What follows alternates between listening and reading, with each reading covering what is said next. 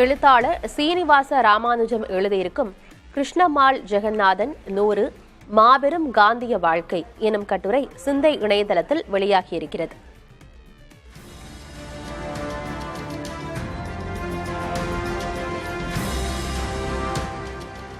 நூற்றாண்டு கண்டிருக்கும் காந்திய போராளி கிருஷ்ணம்மாள் ஜெகநாதனின் வாழ்வையும் ஒடுக்கப்பட்ட மக்களின் நில உரிமைக்காக அவர் நடத்திய போராட்டங்களையும் சீனிவாச ராமானுஜம் எழுதிய இக்கட்டுரை விரிவாக பேசுகிறது.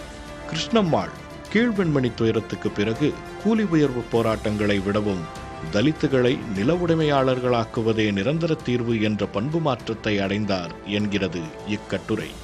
பெருநிலக்கிழார்களின் அதிகாரத்தை எதிர்த்தும் புத்தகயா சங்கர மடத்தின் பினாமி நிலங்களை மீட்டெடுத்தும் பல்லாயிரக்கணக்கான ஏக்கர் நிலங்களை கிருஷ்ணம்மாள் ஜெகநாதன் ஏழை விவசாயிகளுக்கு பெற்றுத் தந்துள்ளார் என்கிறது இக்கட்டுரை.